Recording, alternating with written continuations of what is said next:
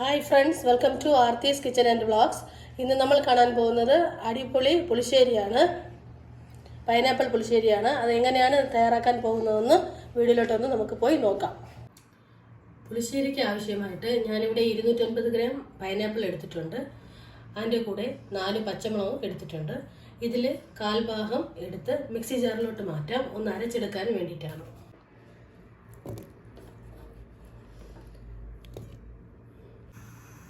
ഒരു പാൻ അടുപ്പത്ത് വെച്ചിട്ടുണ്ട്.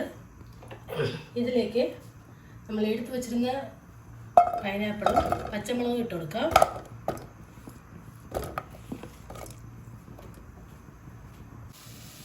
കുറച്ച് വെള്ളം ചേർത്ത് കൊടുക്കാം.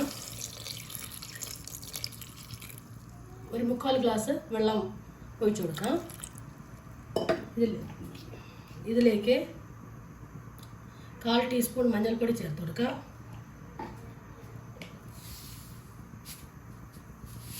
ആവശ്യത്തിന് ഉപ്പ് ചേർത്ത് കൊടുക്കാം. എന്നിട്ട് ഇതിനെ മൂടി വെച്ച് വേവിക്കാൻ വെക്കാം ഒരു 10 നിമിഷം. അരയ്ക്കാൻ മാറ്റി വെച്ചിരുന്നതിനെ അരച്ചിട്ടുണ്ട്, അതിനെ ഇട്ട് കൊടുക്കാം. ഇതെന്താണെന്ന് ഇങ്ങനെ ചേർക്കുന്നതെന്ന് വെച്ചാൽ പൈനാപ്പിൾ പുളിശ്ശേരി നല്ല തിക്കായിട്ട് നല്ല കൊഴുപ്പുണ്ടാവും കറിക്ക്. അതിന് വേണ്ടിയാണ് ഇങ്ങനെ അരച്ച് ചേർക്കുന്നത്. ഇതിലേക്ക് ഇനി അരപ്പ് റെഡിയാക്കാം. അരപ്പിനാവശ്യമായിട്ട് 3/4 കപ്പ് തേങ്ങ ഇട്ട് കൊടുക്കാം.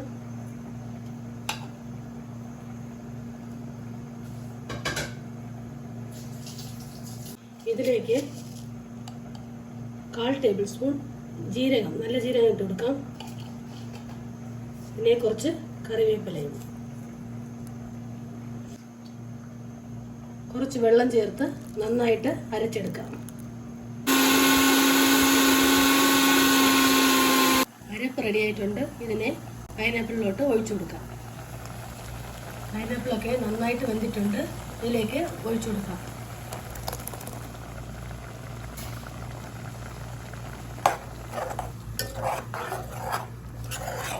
എന്നിട്ട് നന്നായിട്ടൊന്ന് തിളക്കട്ടെ.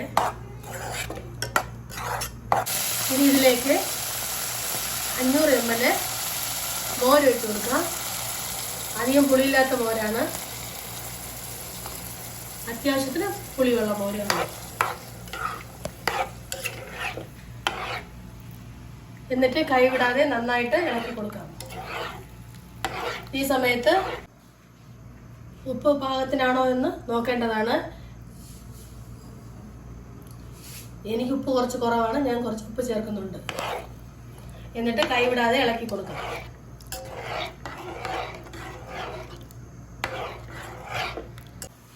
ഇനി നമുക്ക് ഇതിലേക്ക് കടുക് ഒഴിച്ചു കൊടുക്കാം. ഒരു കുഞ്ഞു ചീനച്ചട്ടി അടുപ്പത്ത് വെച്ചിട്ടുണ്ട്. അതിലേക്ക് 1 ടേബിൾ സ്പൂൺ എണ്ണ ഒഴിച്ചു കൊടുക്കാം.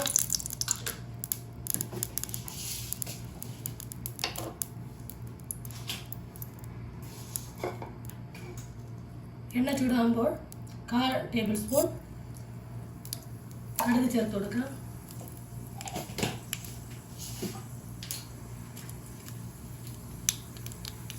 കടുക് പൊട്ടിയിട്ടുണ്ട്. ഇതിലേക്ക് വറ്റൽമുളക് ഇട്ട് കൊടുക്കാം. പിച്ചിട്ട് കൊടുത്തിട്ടുണ്ട്. പിന്നെ കുറച്ച് കറിവേപ്പില.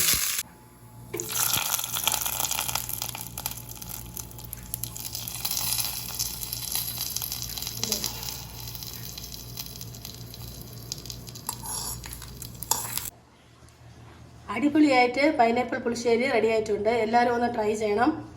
എന്നിട്ട് ഫീഡ്ബാക്ക് അറിയിക്കണം. ഈ വീഡിയോ നിങ്ങൾക്ക് എല്ലാവർക്കും ഇഷ്ടപ്പെട്ടിട്ടുണ്ടാവും ഞാൻ വിചാരിക്കുന്നു. ഇഷ്ടപ്പെട്ടിട്ടുണ്ടെങ്കിൽ ലൈക്ക് ചെയ്യൂ, ഷെയർ ചെയ്യൂ, കമൻറ്റ് ചെയ്യൂ. പിന്നെ മറക്കാതെ സബ്സ്ക്രൈബ് ചെയ്യൂ. Thanks for watching.